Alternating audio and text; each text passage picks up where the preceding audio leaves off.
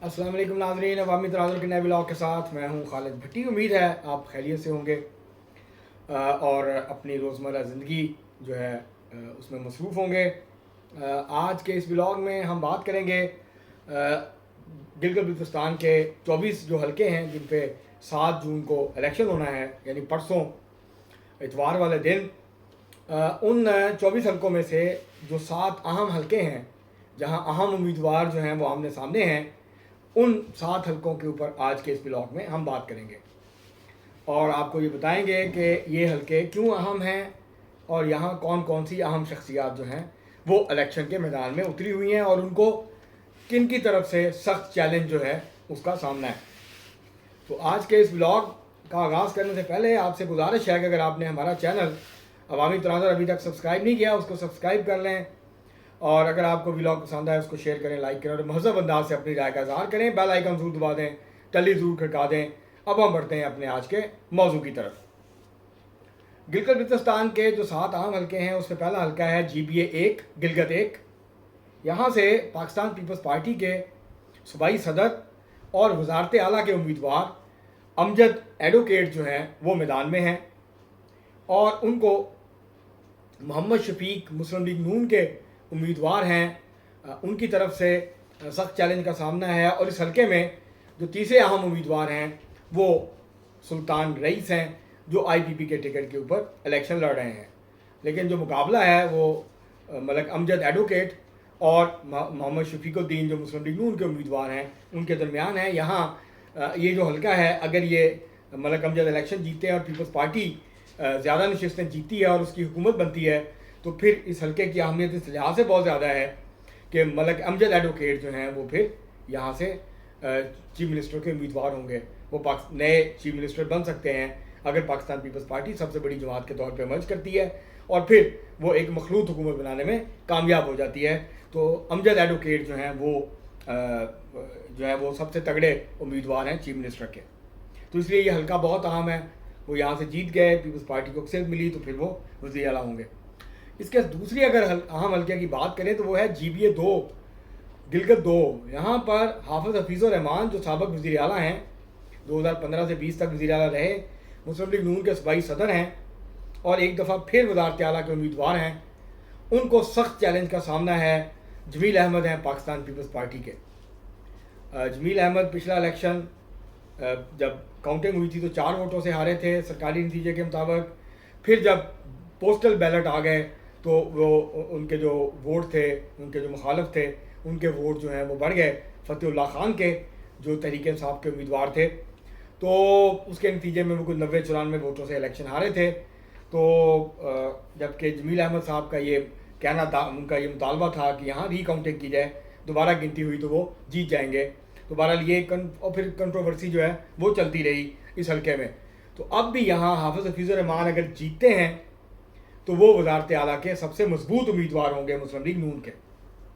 तो इसलिए ये हलका बहुत अहम है और यहाँ जमील अहमद भी बहुत जो है उनको टफ टाइम दे रहे हैं। जमील अहमद की पोजीशन भी बहुत अच्छी है पाकिस्तान पीपल्स पार्टी के टिकट पर। तो ये एक इसलिए बड़ा अहम हलका है कि अगर हाफिज़ हफीज़ुर रहमान हार जाते हैं और इसके बावजूद मुस्लिम लीग नून की सीटें ज़्यादा आ जाती हैं तो चीफ मिनिस्टर फिर कोई और बनेगा। हाफिज़ हफीज़ुर रहमान चीफ मिनिस्टर की दौड़ से बाहर हो जाएंगे। तो इसलिए ये बड़ा अहम हलका है और यहाँ पे मुस्लिम लीग नून पूरा जोर लगा रही है कि हाफिज़ हफीज़ुर रहमान उनको जो है वो इलेक्शन जितवाया जाए। यहाँ जमील अहमद साहब के हक़ में ज़्यादा आज़ाद उम्मीदवार बैठे हैं, कुछ आज़ाद उम्मीदवार हफीज़ुर रहमान साहब जो हैं उनके हक़ में भी बैठे हैं। अब देखते हैं 7 जून को इस हलके के लोग क्या फ़ैसला करते हैं। इसके बाद जो अहम हलका है वो है GBA 7 स्कर्दू 1। यहाँ पर साबिक़ वज़ीर आला GB और मौजूदा गवर्नर GB मेहदी शाह साहब के साहबजादे तौकीर मेहदी मैदान में हैं।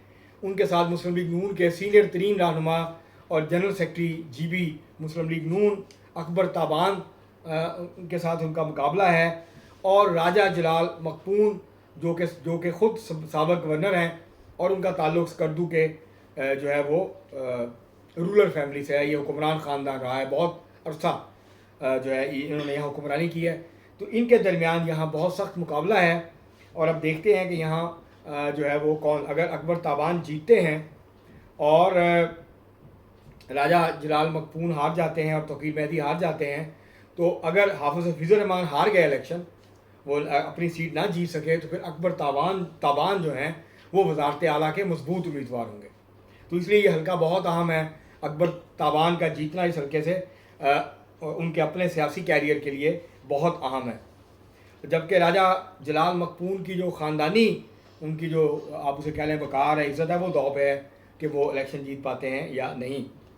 اس طرح اگر ہم بات کریں جی بی اے 13 اسٹور 1، یہاں پر سابق وزیر اعلیٰ خالد خورشید جو ڈسکوالیفائی ہو گئے تھے، اس کے بعد ان کے والد نے ضمنی الیکشن لڑا، وہ جیت گئے تھے، لیکن اس کے بعد پھر کنٹروورشل ہو گیا، عدالت نے نتائج کو منسوخ کر دیا تھا۔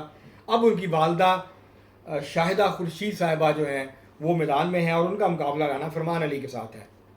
اب پی ٹی آئی جو کہ کہتی ہے کہ ہم وراثتی سیاست کے خلاف ہیں، لیکن خالد خورشید جب ڈسکوالیفائی ہوئے تو ان کی جگہ ان کے والد نے الیکشن لڑا۔ اب وہ خود الیکشن نہیں لڑ رہے تھے تو انہوں نے اپنی والدہ کو کھڑا کیا۔ اس حلقے میں پی ٹی آئی نے کسی عام ورکر کو ٹکٹ نہیں دیا، کسی عام آدمی کو، اپنے کسی عہدیدار کو ٹکٹ نہیں دیا۔ تو اس سے آپ اندازہ لگا سکتے ہیں کہ جہاں تک وراثتی سیاست کا تعلق ہے تو پاکستان مسلم لیگ نون، پاکستان پیپلز پارٹی اور تحریک انصاف میں کوئی خاص فرق موجود نہیں ہے۔ دعوے جو بھی ہوں، عملی طور پر یہ ایک ہی طرح کی سیاست کرتے ہیں۔ تو یہاں جو ان کا خاندانی ان کی جو وقار ہے وہ بھی داؤ پہ ہے، اور وہ خالد خورشید صاحب یہ ثابت کرنا چاہتے ہیں کہ وہ خود لڑیں نہ لڑیں، ان کے خاندان کا کوئی بھی فرد کھڑا ہو جائے تو وہ اس کے باوجود جیت سکتے ہیں۔ تو یہ بڑا اہم حلقہ ہے۔ یہاں فی الحال رانا فرمان علی کی پوزیشن جو ہے وہ شاہدہ خورشید صاحبہ کے مقابلے میں نسبتاً بہتر جو ہے وہ نظر آتی ہے۔ آگے بڑھیں تو بات کریں جی بی اے 16 دیا میر 2، یہاں انجینئر محمد انور مسلم لیگ نون کے امیدوار ہیں۔ یہ واحد حلقہ ہے جی بی کا کہ جہاں تینوں الیکشن 2009، 2015، 2020 میں مسلم لیگ نون کے امیدوار جیتے ہیں۔ 2020 میں یہاں سے انجینئر محمد انور جیتے تھے، اب وہ بھی چیف منسٹر کے امیدوار ہیں۔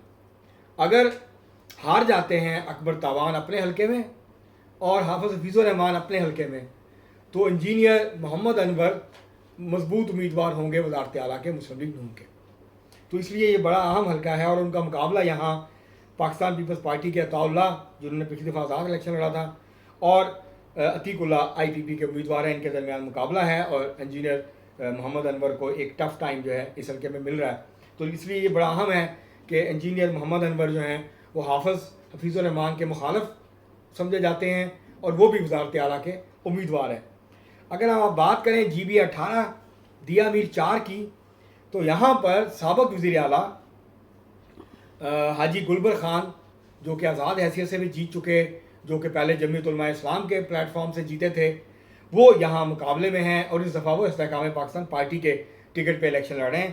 جب خالد خورشید صاحب جو ہیں ان کو ڈسکوالیفائی کیا گیا تھا تو ان کی جگہ پہ حاجی گلبر خان جو ہیں وہ چیف منسٹر بنے تھے، تو ان کا مقابلہ ملک کفایت الرحمان کے ساتھ ہے مسلم لیگ نون کے، اور یہاں پر کافی مشکل میں ہیں حاجی گلبر خان، اور اس بات کے امکانات موجود ہیں کہ وہ یہ شاید الیکشن ہار جائیں۔